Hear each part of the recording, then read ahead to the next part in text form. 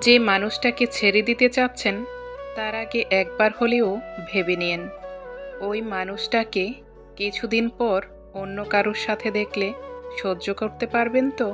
সকাল থেকে রাতে ঘুমাতে যাওয়ার আগ পর্যন্ত যার পাগলামিতে আপনি থাকতেন, এক নজর দেখার জন্য যে আপনার জন্য অপেক্ষা করত, সে মানুষটাই যদি অন্য কারোর জন্য পাগলামি করে, তখন মেনে নিতে পারবেন তো?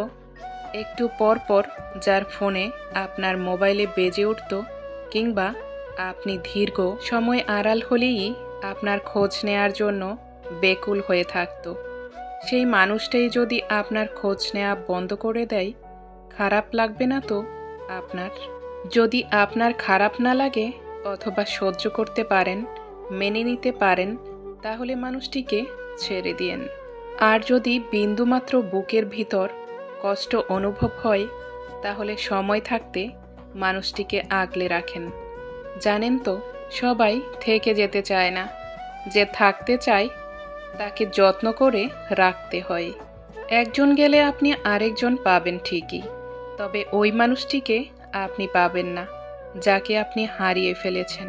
ছোট্ট এই জীবনে একাধিক মানুষের স্মৃতি নিয়ে বেঁচে থাকা যায় ঠিকই, কিন্তু ভালো থাকা যায় না।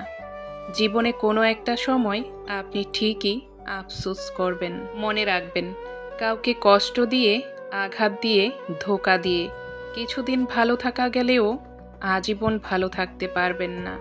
আপনার দেয়া আঘাত, কষ্ট কিংবা ধোঁকা কোনো একদিন ঘুরে ফিরে ঠিকই আপনার কাছেই চলে আসবে, হয়তোবা অন্য কারো নামে, অন্য কারো ঠিকানায়। প্রকৃতি ছাড় দেয়, কিন্তু ছেড়ে দেয় না।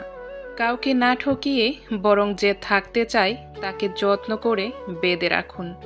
আজ হয়তো মানুষটা আপনার মনের মতো হতে পারছে না, তবে আপনি পাশে থাকলে মানুষটা একদিন ঠিকই আপনার মনের মতো একদিন হয়ে যাবে। পারফেক্ট কাউকে পাওয়ার চেয়ে কাউকে পারফেক্ট বানিয়ে নিতে পারাটাই সবচেয়ে বড় অর্জন।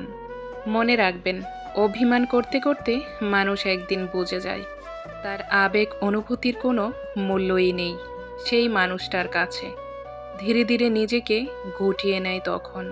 তারপর একদিন অভিমান করাই ছেড়ে দেয়, নরম মনটাকে একটা কঠিন মোড়কে মুড়ে নেয় তখন। তারপর তাকে কে ভালোবাসলো, কে বাসলো না, কে পাত্তা দিল, কে পাত্তা দিল না, তাতে তার কিছুই যায় আসে না। মানুষ বদলে গেলে ভয়ঙ্করভাবে বদলে যায়। মাটি একবার পড়ে গেলে তার কোমলতা হারিয়ে সে তখন শক্ত পাথরে পরিণত হয়ে যায়। চাইলেও তাকে আর নরম মাটিতে ফেরানো যায় না।